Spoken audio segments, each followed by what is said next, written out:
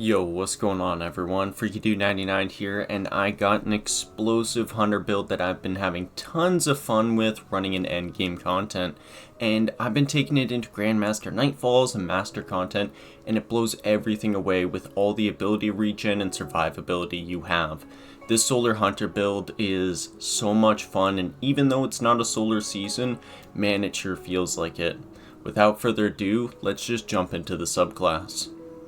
Starting off with the super, we of course got Blade Barrage for the massive amounts of damage on enemies. Whether it's champions of bosses, it's got you covered and comes back quickly with this build, so you don't have to worry about wasting it. For our class ability, we are choosing Radiant Dodge for the ability of course to become Radiant.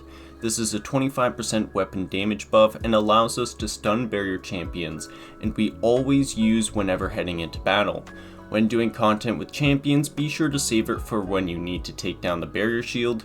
Radiant Dodge also deals a small amount of damage, which is important for later. For our melee ability, we're taking Knife Trick for the short cooldown and the ability to easily apply scorched stacks. Each knife applies 20 scorched stacks but gets increased to 30 scorch with the Ember of Ashes. We also have Impact Induction and Focusing Strike, so melee hits regen 20% grenade and dodge energy. For our grenade, we of course go TRIPMINE grenade for the strong explosive damage when planted on enemies, and the 40 scorch it applies. This goes up to 60 scorch with Ember of Ashes. Not only that, but we're running young Ahamkara's Spine, so our TRIPMINE grenade gets 14% increased explosion damage. Explosion length and width increased to 14 meters. Explosions don't deal self damage and have no damage fall off. And it increases its durability by giving it 100 HP and 50% damage resistance. As well as solar ability damage recharges 33% of TRIPMINE, and our TRIPMINE grenade and Knife Trick melee hits count as 2 instances of damage if the target survives, so they can generate 66% energy. Because we're running Radiant Dodge, which deals damage, that also generates 33% grenade energy, so we have multiple ways of making sure our TRIPMINE is regenerating. Moving on to the aspect, we have On Your Mark at our first one.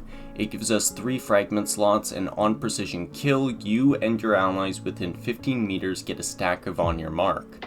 This buff grants increased handling and reload speed, and a reload speed multiplier for 12 seconds, stacking up to 3 times. Class ability use grants 3 stackets to yourself, and handling caps at 45, reload speed at 45, and the reload duration multiplier at times 0.85. Next we have Knock 'em Down.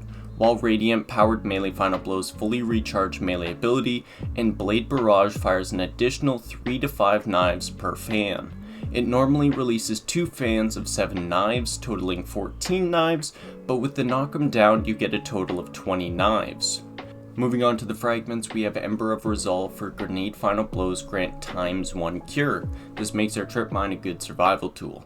Next, Ember of Singeing. It grants 300% additional base class ability regen for 3 seconds after applying Scorch, ensures our Radiant Dodge is always up.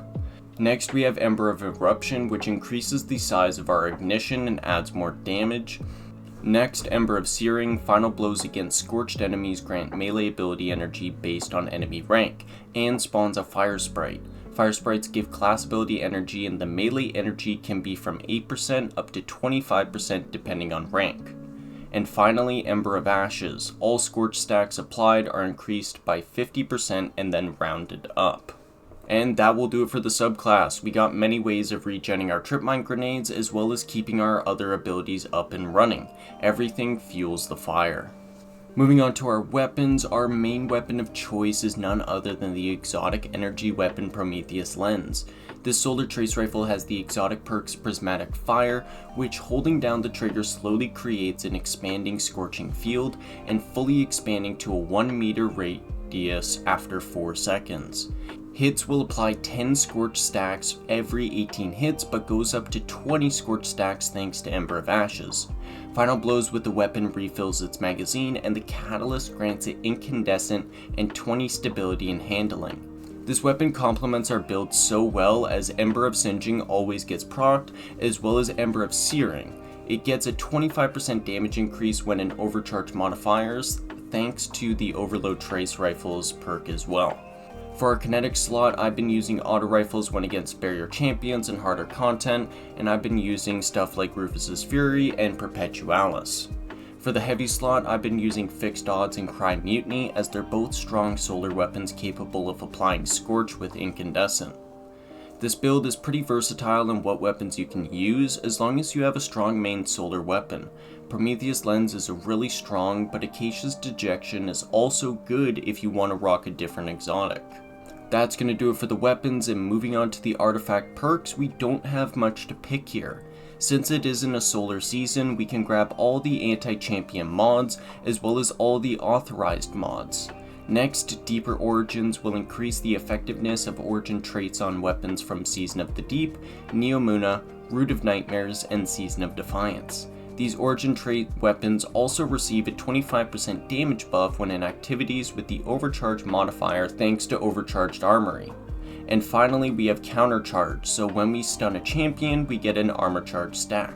And that does it for the artifact perks. Not much to pick unfortunately, but the build does well nonetheless. Moving on to the Armour Mods. Starting with the helmet, we have Font of Wisdom for a plus 30 in intellect while we have an armor charge. We also have Ashes to Assets, so grenade final blows give bonus super energy, and Harmonic Siphon, so solar weapon final blows spawn orbs of power. For our stat distribution, we're grabbing 100 resilience for 30% damage resist. Then we focus discipline, so our trip mine comes back as fast as possible. And finally, a split between mobility and recovery, so we get our dodge and our health regen up.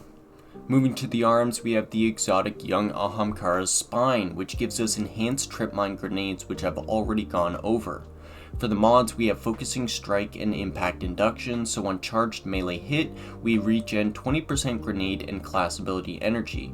We also have Firepower, so our trip mine final blows spawn orbs of power.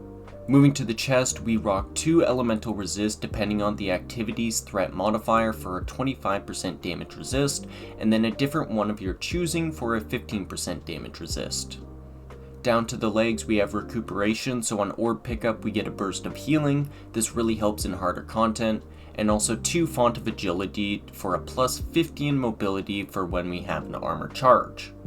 And finally, for the cloak, we have Outreach, so on dodge we regen 10% melee energy, and we also have 2 Font of Restoration for a plus 50 in recovery while we have an armor charge.